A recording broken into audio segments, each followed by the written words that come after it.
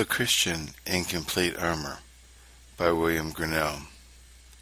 Ephesians chapter 6 verse 17a, and take the helmet of salvation. Chapter 13. An objection answered with 2 or 3 reflections useful for our improving experience. But you will probably say, how can a saint's past experience be so helpful to his hope for the future, when God, we see, often crosses the saint's experiences?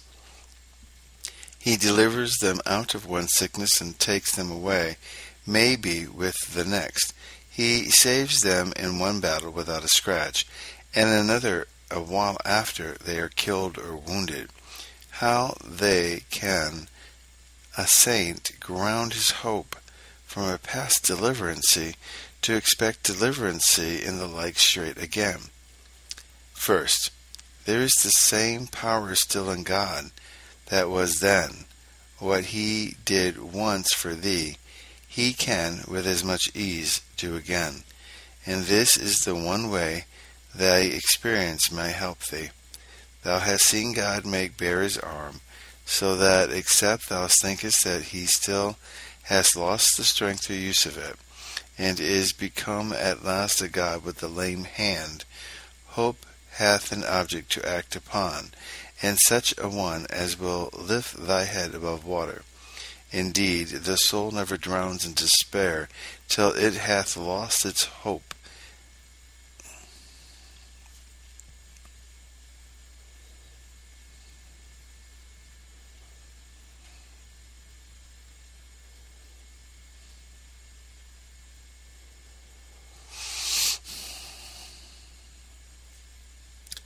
Hold on the power of God when it questions whether God will deliver.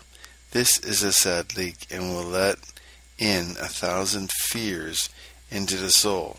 Yet so long as the Christian can use this pump, exercise his faith on the power of God, and believe that God can deliver when he pleases, though it will not clear the ship of his soul of all its fears, yet it will keep it from quite sinking, because it will preserve him in a seeking posture.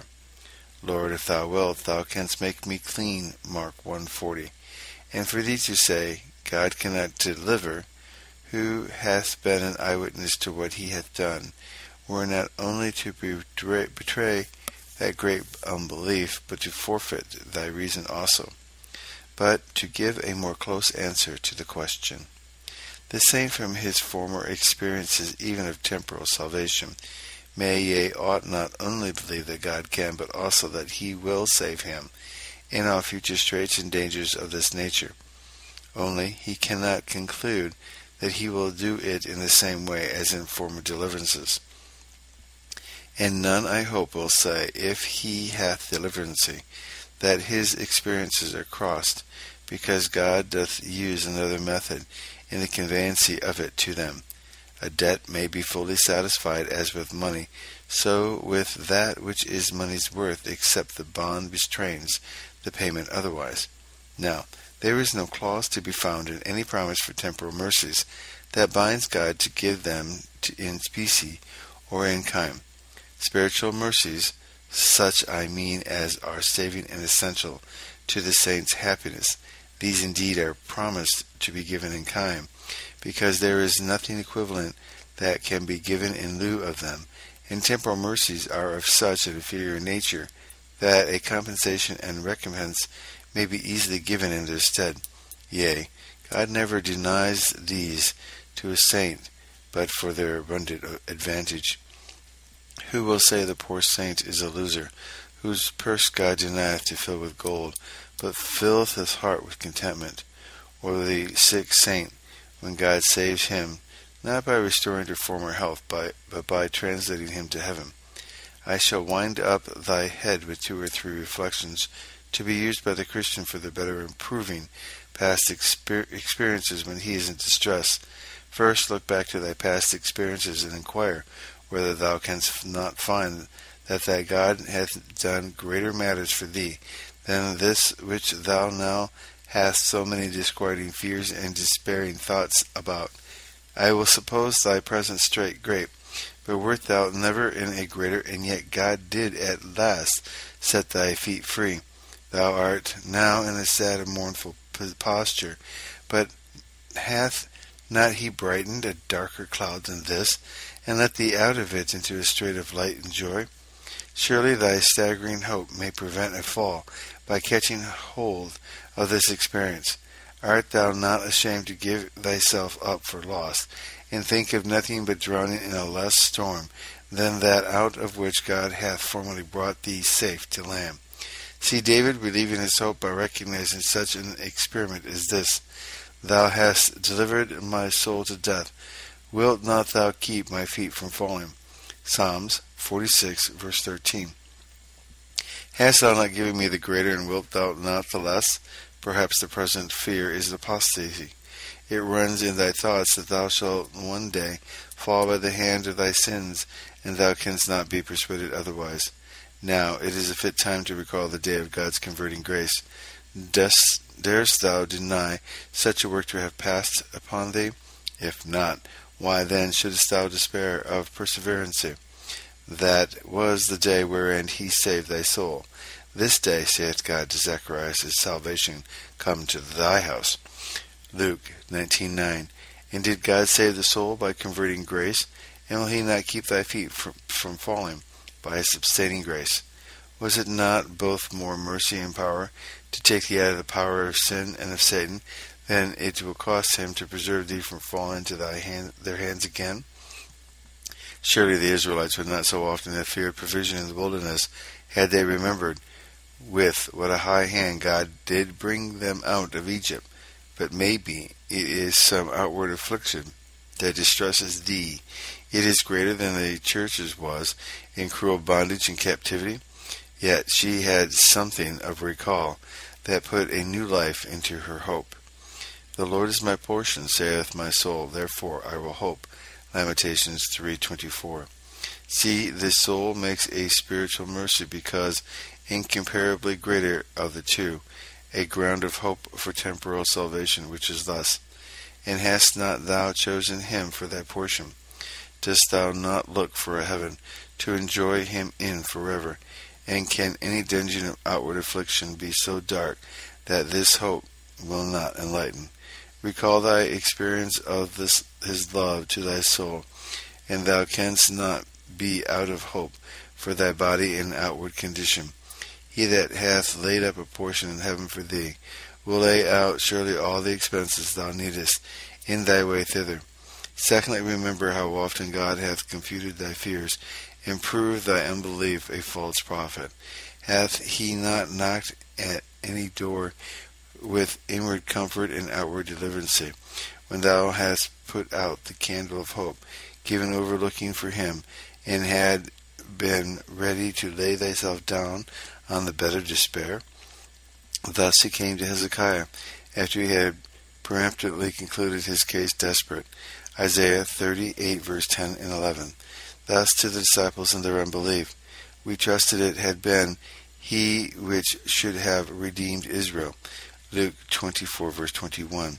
They speak as if now they were in doubt whether they should own their own former faith or no.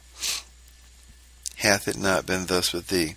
Wert thou never at so sad a pass, the storm of thy fears so great that the anchor of thy hope even came home and left thee to feed with misgiving and despairing thoughts, as if now thy everlasting night were come, and no morning supply more unexpected by thee? Yet even then thy God proved them all liars, by an unlooked-for surprise of mercy, with which he stole sweetly in upon thee. If so, press and urge thy experience home upon thyself, to encourage thy hope in all future temptations. What, O my soul, thou shouldest say? Wilt thou again be scared with these false alarms? Again, wilt thou lend an ear to thy distrusting, desponding thoughts, which so often thou hast found liars, rather than believe the reports of the promise, which never put thy hope to shame, as these have done? The saints are often feeding their hopes on the carcass of their slain fears.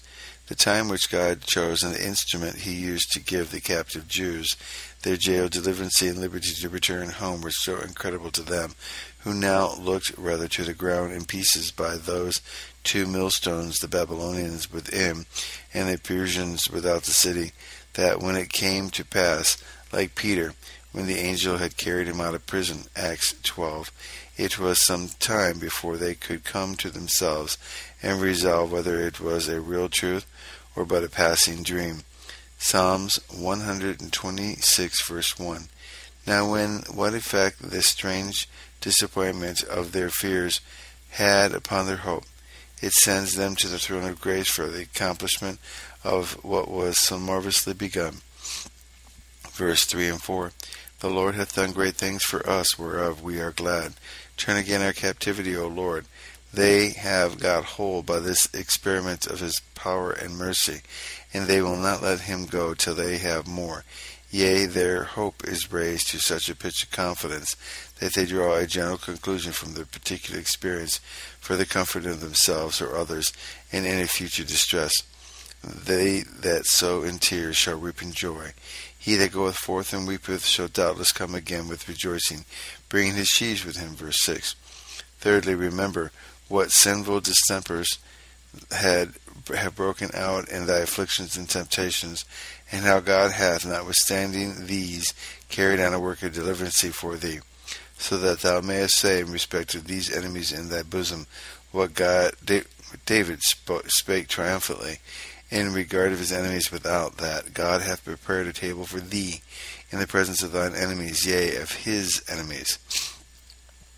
While thy corruptions have been stirring and acting against him, his mercy hath been active for thy deliverance.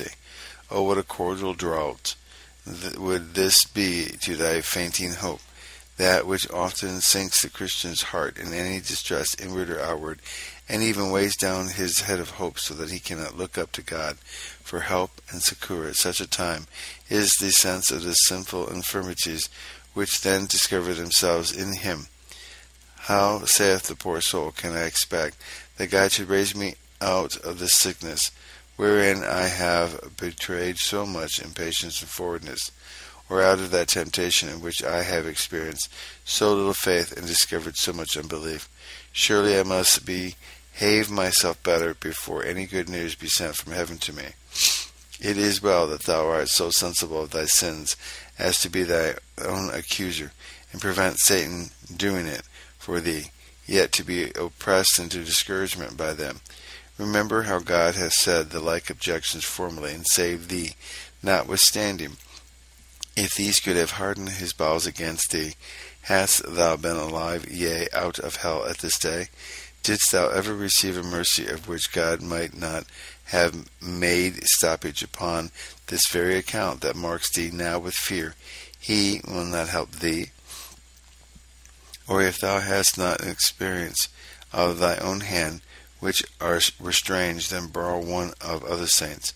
David is an instance beyond expectation.